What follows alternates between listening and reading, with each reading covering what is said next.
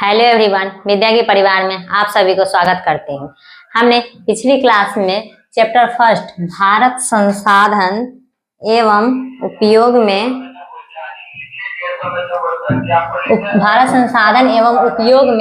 एक टॉपिक प्राकृतिक संसाधन वो पढ़ चुके हैं, जल संसाधन वो पढ़ चुके हैं। आज पढ़ेंगे वन एवं वन प्राणी संसाधन। फिर उसके बाद नेक्स्ट क्लास में पढ़ेंगे खनिज संसाधन। फिर उसके नेक्स्ट क्लास में पढ़ेंगे शक्ति ऊर्जा और संसाधन। तो चलिए टॉपिक शुरू करते हैं। वन एवं वन्य प्राणी संसाधन। वन एवं वन्य प्राणी संसाधन आप लोग गहराई से पढ़िएगा तो पता चलेगा कि वन और जंगल में बहुत सारा अंतर है। वन के कारण ही मानसून समय में आता है, वन के कारण ही हमें शुद्ध ऑक्सीजन मिलता है, वन के कारण ही पर्यावरण संतुलित रहता है। इसलिए वन हमारे जीवन के लिए बहुत ही महत्वपूर्ण है। तो चलिए इसमें देखते हैं क्वेश्चन। वन क्या है? वन उस बड़े भूभाग को कहते हैं जो पेड़ पौधे एवं झाड़ियों द्वारा सजे होते हैं। एग्जाम में क्वेश्चन आएगा कि वन क्या है, तो उसको ऐसे ही लिखेंगे, वन उस बड़े भूभाग को कहते हैं जो पेड़ पौधों एवं झाड़ियों द्वारा सजे होते हैं। यह दो प्रकार के होते हैं। एक होता है प्राकृतिक वन जो स्वतः ही उग जाते हैं, एक है मानव निर्मित वन, वो मानव द्वारा लगाए जाते हैं। जैसे में केला के ही पेड़ हो गया, फिर आम का बगीचा, फिर लीची का, वो मानव नहीं लगाया तो मानव निर्मित वन होगा। पहला है प्राकृतिक वन, वे वन जो स्वतः अपने आप विकसित होते हैं, उसे ही प्राकृतिक वन कहते हैं। दूसरा है मानव निर्मित वन, वे वन जो मानव के द्वारा विकसित किए जाते हैं, उसे ही मानव निर्मित वन कहते हैं। नेक्स्ट क्वेश्चन है कि वन का महत्व, वन हमारे जीवन के लिए क्यों महत्वपूर्ण है? बता है कि वन के कारण हमें शुद्ध ऑक्सीजन मिल पाता है, वन के कारण ही पर्यावरण संतुलन रहता है, वन के कारण ही मानसून समय पे आता है। तो वन का महत्व अगर एग्जाम में पूछा तो कैसे लिखेंगे? वन एक प्राकृतिक संपदा है जिससे हम अपने मानव सभ्यता का महान विकास किया। पर्यावरण संतुलन करने एवं वर्षा कराने में अति आवश्यक साधन है। वन के कारण ही पर्यावरण संतुलन रहता है और वर्षा समय पर आती है। तो चलिए वन्य जीव का महत्व समझते हैं। सृष्टि के आरंभ से ही वन प्राणी मानव के लिए प्रतिस्थापित होने वाला साधन है। मानव सभ्यता का जब से विकास हुआ उस समय से ही वन प्राणी मानव के लिए प्रतिस्थापित होने वाला साधन है। वन्य जीवों ने मानव के विकास के लिए महत्वपूर्ण कदम उठाए, यानी कि मानव सभ्यता के विकास में वन्य जीव का महत्वपूर्ण योगदान है। जैसे में परिवहन, पहले आदि मानव था तो वो वन्य जीव को पकड़ कर लाते थे, उसको टमटम में लगा के खींचते थे, उससे परिवहन होता था। फिर है कृषि, वन्य जीव को पकड़ कर लाए, उसको हल से खेत जोतने लगे, कृषि कार्य में भी का काम हुआ। फिर पशुपालन, वन्य जीव को पकड़ कर लाए, उसको पालतू पालने लगे, इसी पालतू पशु बन गया। पशुपालन मानव सभ्यता में पशुपालन करने लगे। फिर आदि के साथ पहले चरण से ही अब तक निभाया है। वन पृथ्वी के लिए सुरक्षा कवच जैसा है। वन के कारण ही हमारे जीवन आदि मानव सभ्यता का विकास हुआ है। वन एवं वन्य प्राणी मानव जीवन का हम सफर है। के घनत्व के आधार पर वनों के प्रकार, यानी कि डेंसिटी, कौन सा वन कितना क्षेत्र में फैला हुआ है। वृक्षों के घनत्व के आधार पर वनों के प्रकार, ये 5 प्रकार के होते हैं। पहला है अत्यंत सघन वन, दूसरा है सघन वन, तीसरा है झाड़ियां एवं अन्य वन, चौथा है खुले वन, 5वां है मैंग्रोव तटीय वन। तो चलिए इसको एक एक करके पढ़ते हैं। अत्यंत सघन वन क्या है? भारत में इस प्रकार के वन का विस्तार 54.6 लाख हेक्टेयर भूमि पर है। ये वन कितना हेक्टेयर भूमि पर फैला हुआ है? 54.6 लाख हेक्टेयर भूमि पर फैला हुआ है, जो कुल भौगोलिक क्षेत्रफल का 1.66% है। कुल भौगोलिक क्षेत्रफल का कितना है? 1.66% है। यह असम और सिक्किम को छोड़कर सभी पूर्वोत्तर राज्य इस वर्ग में आते हैं। असम और सिक्किम को छोड़कर सभी पूर्वोत्तर राज्य में आते हैं अत्यंत सघन वन। इन क्षेत्रों में वनों का घनत्व 70% से अधिक है। क्वेश्चन आएगा ऑब्जेक्टिव में कि अत्यंत सघन वन का घनत्व कितना है? 70% से अधिक है इसका घनत्व। क्वेश्चन आएगा ये ऑब्जेक्टिव में। तो चलिए नेक्स्ट देखते हैं। सघन वन क्या है? इसके अंतर्गत 73.60 लाख हेक्टेयर भूमि आते हैं। 73.60 लाख हेक्टेयर भूमि आती है इसके अंतर्गत। ये कहाँ कहाँ फैला हुआ है? हिमाचल प्रदेश, सिक्किम, मध्य प्रदेश, जम्मू कश्मीर, महाराष्ट्र एवं उत्तराखंड के क्षेत्रों में इस प्रकार के वनों का विस्तार है। ऑब्जेक्टिव दे के पूछेगा कि असघन वन का विस्तार कहाँ तक है। सिक्किम हिमाचल प्रदेश में होगा, सिक्किम मध्य प्रदेश, जम्मू कश्मीर, महाराष्ट्र एवं उत्तराखंड के क्षेत्रों में इस प्रकार के वनों का विस्तार है। यहाँ वनों का घनत्व 62.99% है। अत्यंत सघन वन का घनत्व कितना था? 70% से अधिक था। फिर सघन वन का घनत्व है 62.99% है। तीसरा है खुले वन। खुले वन क्या है? इस प्रकार के वन 2.59 करोड़ हेक्टेयर भूमि पर फैला हुआ है। ये कितना हेक्टेयर भूमि पर फैला हुआ है? 2.59 हेक्टेयर भूमि पर फैला हुआ है। कहाँ कहाँ है इसका विस्तार? कर्नाटक, तमिलनाडु, केरल, आंध्र प्रदेश, उड़ीसा की कुछ जिलों एवं असम के 16 आदिवासी जिलों में इस प्रकार के वनों का विस्तार है। ऑब्जेक्टिव में पूछेगा कि खुले वन का विस्तार कहाँ है? इसमें से 4 में से कोई एक ऑप्शन देगा। कर्नाटक, तमिलनाडु, केरल, आंध्र प्रदेश, उड़ीसा की कुछ जिलों में एवं असम के 16 आदिवासी जिलों में इस प्रकार के वनों का विस्तार है। असम के आदिवासी जिलों में वृक्षों का घनत्व कितना है? 23.89%। असम के आदिवासी जिलों में वृक्षों का घनत्व कितना है? 23.89%। तो चलिए नेक्स्ट देखते हैं। चौथा है झाड़ियां एवं अन्य वन। राजस्थान, ये कहाँ कहाँ फैला हुआ है? राजस्थान में, पंजाब, हरियाणा, बिहार एवं पश्चिम बंगाल के मैदानों में फैला हुआ है। इसका घनत्व कितना है? वृक्षों का घनत्व 10% से भी कम है। झाड़ियां एवं अन्य वन 10% से भी कम है। कहीं दूर दूर ये होगा वन। इसके अंतर्गत 2.94 हेक्टेयर भूमि आती है। ये कितना हेक्टेयर भूमि पर फैला हुआ है? 2.94, जो कुल भौगोलिक क्षेत्रफल का लगभग 8.68% है। ये कुल भौगोलिक क्षेत्र का कितना है? 8.68% है। तो चलिए अब लास्ट देखते हैं मैंग्रोव एवं तटीय वन। ये विश्व के तटीय वन का मात्र 5% है। ये विश्व के तटीय वन का मात्र 5% में है मैंग्रोव वन, जिसमें भारत का आंध्र प्रदेश, गुजरात, कर्नाटक, महाराष्ट्र, उड़ीसा, तमिलनाडु, अंडमान निकोबार, केरल, दमन द्वीप क्षेत्रों में शामिल है। यह देश के कुल भौगोलिक क्षेत्रफल का 0.14% में फैला हुआ है। इसमें से चांस आता है कि ऑब्जेक्टिव में क्वेश्चन पूछ देगा कि मैंग्रोव एवं तटीय वन का विस्तार कहां से कहां तक है।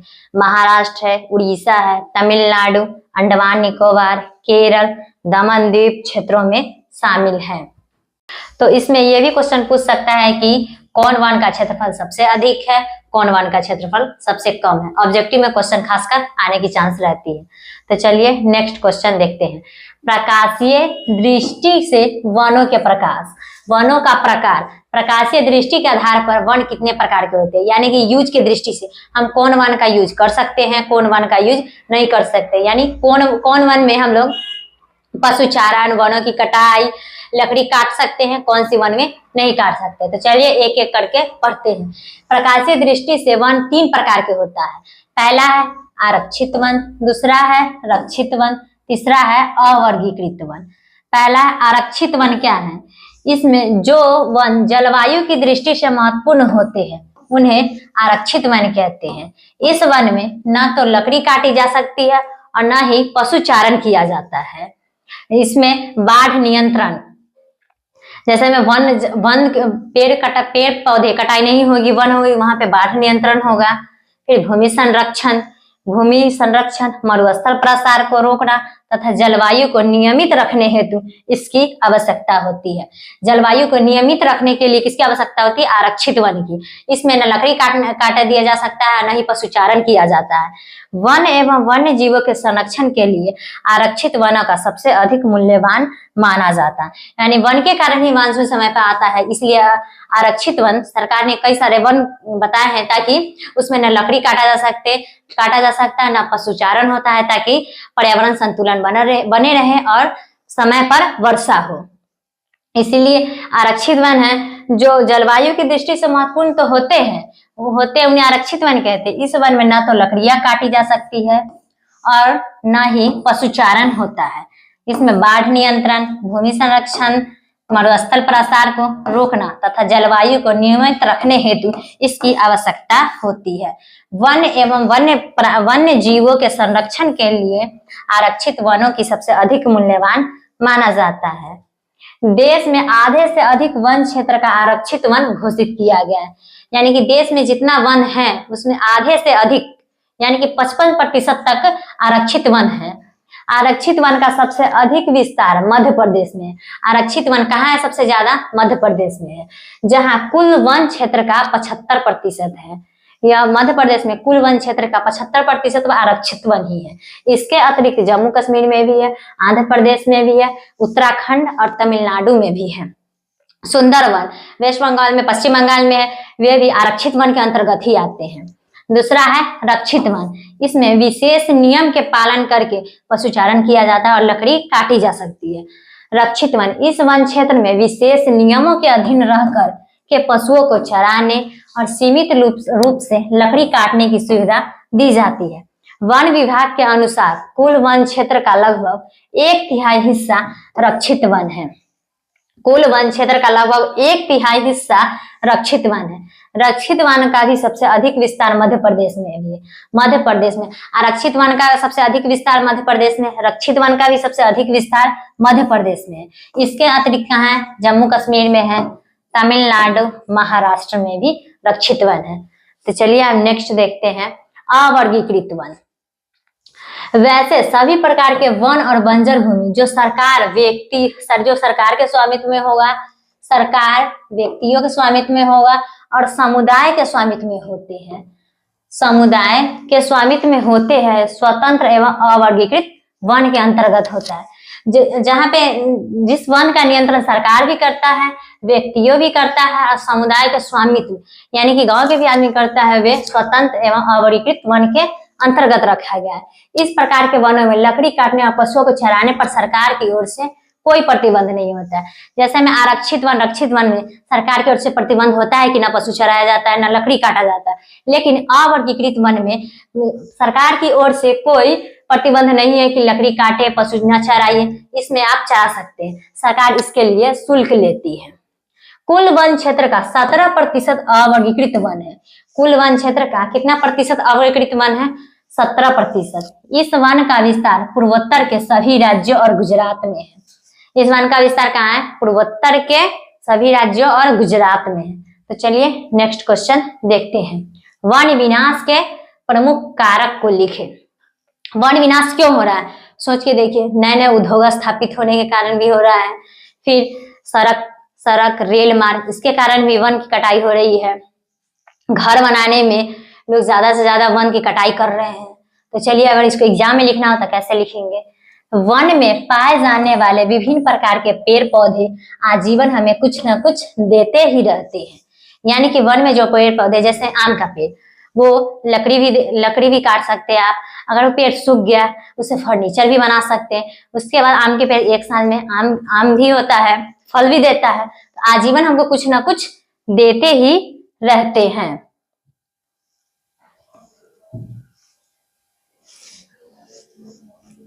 परंतु मानव ने अपनी जरूरतों की पूर्ति हेतु इस प्राकृतिक उपहार का दुरुपयोग किया है, यानी जरूरत से ज्यादा वन की कटाई कर दिया है। तो देखते हैं वन विनाश के प्रमुख कारक इस प्रकार है। पहला है कि पालतू पशुओं के द्वारा अनियंत्रित चारण से वन संपदा का दोहन हो रहा है। यानी कि जैसे होता है ना कि आप पालतू पशु गाय या भैंस पाल रहे हैं, अगर गलती से या तो खुल जाए तो पेड़ पौधों को खा जाते हैं, नष्ट कर देते हैं, उसके कारण भी वन विनाश हो रहा है। दूसरा है बढ़ती जनसंख्या के कारण भोज्य पदार्थ, आवास, शिक्षा, नए नए उद्योग आदि का विकास करना अति आवश्यक था। इसके लिए भी वन का कटाई ज्यादा हो रहा था। भारत में वन ह्रास का एक बड़ा कारण कृषिगत भूमि का फैलाव है।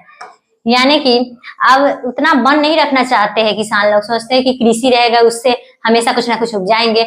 वो लोग पर्यावरण पर विशेष ध्यान नहीं देते हैं। इसके कारण भी वन विनाश हो रहा है। नदी घाटी परियोजना के कारण भी वन को विनाश किया जा रहा है। उसके बाद है तेजी से खनन के कारण भी वनों का ह्रास हो रहा है। जैसे में सड़क यातायात के साधन और इलेक्ट्रॉनिक्स युग में सड़कों का तो चलिए नेक्स्ट क्वेश्चन देखते हैं। वन के पर्यावरणीय महत्व का वर्णन करें। वन हमारे जीवन के लिए क्यों महत्वपूर्ण है? वन मानव सभ्यता और विकास का सर्वप्रथम जरिया है। पहले आदि मानव था वन की कटाई करके झूम कृषि से खेती करता था। आगे पढ़ेंगे कि झूम कृषि किसे कहते हैं। आदि काल से ही वन और वन में पाए जाने वाले विभिन्न प्रकार के वस्तुओं का सदुपयोग करते आ रहे हैं। शुरू से ही वन का सदुपयोग करते आ रहे हैं। वर्तमान समय में इसका महत्व क्या है और भी बढ़ जाता है, क्योंकि वन न केवल वर्षा में सहायक होता है, वन न केवल वर्षा कराने में सहायक होता है बल्कि जलवायु नियंत्रण में भी सहायक होता है। जलवायु नियंत्रण, आहार श्रृंखला, ईंधन के रूप में, जैसे में कोई वन सूख गया, आम का पेड़ ही अगर सूख गया तो उसको ईंधन के रूप में उपयोग कर सकते हैं। फर्नीचर के रूप में आदि, फर्नीचर जैसे टेबल, कुर्सी, पलंग, खिड़की, गेट इसमें यूज कर सकते हैं। जैसे जीवन उपयोगी कार्यों में सहायक होता है। यदि 33% क्षेत्र में भौगोलिक दृष्टिकोण से वन रहे तो समय पर वर्षा, मिट्टी अपरदन पर रोक एवं अन्य आपदाओं को कम करने में सहायक सिद्ध हो सकता है। अगर कुल क्षेत्रफल का 33% क्षेत्रफल पर ही वन रहे तो समय पर वर्षा होगी, मिट्टी अपरदन से रोक लगेगा और अन्य आपदाओं को भी कम करने में सहायक सिद्ध होगा। आप अगर 33% क्षेत्रफल वन रहे और उसके बाद जो क्षेत्रफल बचा उसके जगह पर कृषि कर सकते हैं, तो इससे वन संपदा नष्ट नहीं होगा, वन नष्ट नहीं होगा, पर्यावरण संतुलन रहेगा, शुद्ध ऑक्सीजन मिलेगा, समय पर वर्षा होगी, समय पर मानसून आएगा। तो चलिए नेक्स्ट क्वेश्चन देखते हैं। कैंसर रोग के उपचार में वन का क्या योगदान है? ऐसा हो तो कैंसर फर्स्ट स्टेज में रहता है तो पता चल जाता है तो उसके दवा चल जाता है। अगर सेकेंड या थर्ड स्टेज में आया तो इससे बचना नामुमकिन है। तो यही है कैंसर रोग के उपचार में वन का क्या योगदान है। तो देखते हैं। कैंसर एक इतना खतरनाक बीमारी है कि समय पर यदि पता ना चले तो यह लाइलाज हो जाता है। यानी कि अगर समय पर नहीं पता चले, देर से पता चलेगा तो इसका कोई इलाज नहीं है। क्योंकि कैंसर अनेक प्रकार के होते हैं, कई तरह के होते हैं कैंसर, परंतु फिर भी भारतीय औषधियां जगत के अनुसार एक विशेष प्रकार का टैक्सोल कैंसर रोधी औषधि के रूप में इस्तेमाल होता है। एक टैक्सोल पौधा होता है, उससे कैंसर रोगी औषधि के रूप में इसका इस्तेमाल किया जाता है, जो सदाबहार वृक्षों के छाल टैक्सल वेक्टेटा एवं प्रतिफोलियो से प्राप्त किया जाता है। ऑब्जेक्टिव में आया क्वेश्चन कि कैंसर के उपचार में किसका योगदान होता है, तो इसमें टैक्सोल नामक पौधा होता है, उससे टैक्सोल कैंसर रोधी औषधि के रूप में इस्तेमाल करते हैं। तो चलिए नेक्स्ट क्वेश्चन देखते हैं। वन और वन्य जीवों का संरक्षण में सहयोगी रीति रिवाजों का उल्लेख करें। वन का संरक्षण कैसे करेंगे, वन में रहने वाले जीवों का संरक्षण कैसे करेंगे उसको देखते हैं। वन्य और वन्य जीवों के संरक्षण में आदि काल से ही हमारे देश में अनेक रीति रिवाज चलते आ रहे हैं। आज भी उनमें से कुछ हमारे देश में अपना अस्तित्व बनाए हुए हैं। न कि केवल रीति रिवाज बल्कि भावनात्मक जुड़ाव भी इनके साथ रहा है। वन और वन्य जीव, जैसे में तुलसी का पेड़, उससे पूजा करते हैं। गाय को हम लोग हिंदू धर्म में सबसे अधिक महत्व देते हैं और इनकी पूजा भी करते हैं। गोवर्धन पूजा, गाय की गोबर से भी पूजा होती है। फिर है गाय को घर का पहला आहार दिया जाता है। होता है जैसे आप लोग देखते हुए कि मम्मी खाना बनाती होगी तो गाय के लिए खाना निकालती होगी, तो पहले उसको खाना दिया जाता है, उसके बाद ही कोई खा सकता है। आंवला का, नीम के, पीपल, बरगद, तुलसी आदि वृक्षों की पूजा की जाती है। आंवला के पेड़ भी पूजा होता है, नीम के भी पीपल, बरगद, तुलसी के पेड़ पर भी पूजा होता है। वन और वन्य जीवों के लिए संरक्षित वृद्धि और विकास हेतु वृक्षों की वृद्धि के समय जंगल में लोग नहीं जाया करते थे। तो चलिए अब नेक्स्ट क्वेश्चन देखते हैं। वन्य जीवों को संरक्षण के लिए संरक्षित क्षेत्रों के प्रकार। वन्य जीवों को संरक्षण करने के लिए वन्य जीवों को संरक्षण के लिए 3 संरक्षित क्षेत्र है। पहला है राष्ट्रीय उद्यान, दूसरा है विहारिया अभ्यारण्य, अपना बिहार नहीं, विहारिया अभ्यारण्य, तीसरा है जैव मंडल। तो चलिए एक एक करके पढ़ते हैं। राष्ट्रीय उद्यान, ऐसे पार्कों का उद्देश्य वन्य प्राणियों के प्राकृतिक आवास में वृद्धि एवं प्रजनन की परिस्थितियों को तैयार करना होता है। जैसे वन्य प्राणी को एक जगह रखा जाता है, उसको जैसे वन में वो रहते हैं वैसे ही प्रजनन दिया जाता है, ताकि ऐसा ना लगे कि उसको एक जगह कैद करके रखे हुए हैं। इस उद्यान में बाहरी हस्तक्षेप वर्जित होता है। यहाँ पे जहाँ पे वन्य प्राणी रहते हैं वहां पे बाहरी आदमी कोई नहीं जा सकता है। जैसे में कृषि कार्य, वन आपदाओं को एकत्र करना, पशु चारण तथा निर्माण कार्य। हमारे देश में राष्ट्रीय उद्यान की संख्या 85 है। ऑब्जेक्टिव में क्वेश्चन आया है कि राष्ट्रीय उद्यान की संख्या कितनी है, तो 85 है। दूसरा है विहारिया अभ्यारण्य, यह एक ऐसा सुरक्षित क्षेत्र होता है जहाँ वन्य जीव सुरक्षित ढंग से रहते हैं।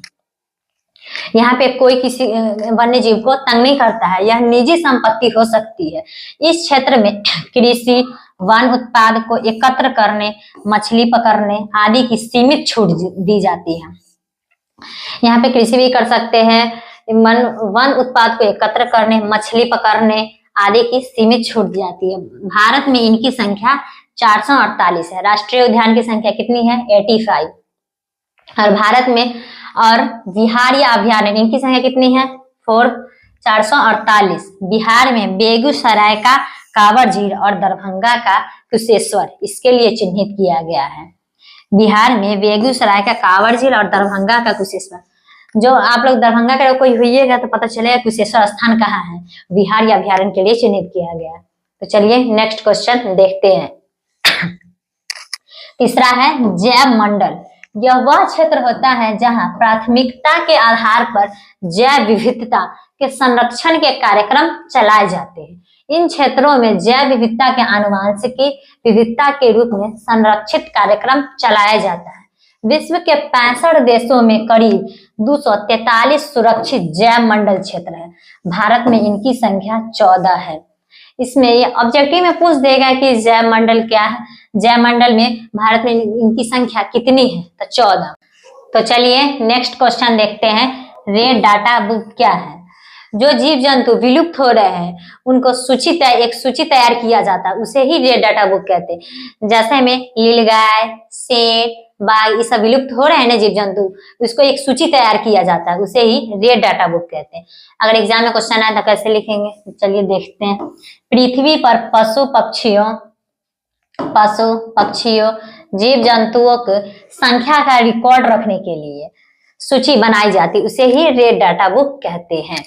पृथ्वी पर पशु पक्षियों जीव जंतुओं के संख्या का रिकॉर्ड रखने के लिए जो सूची बनाई जाती है उसे ही रेड डाटा बुक कहते हैं। इसे IUCN जारी करता है।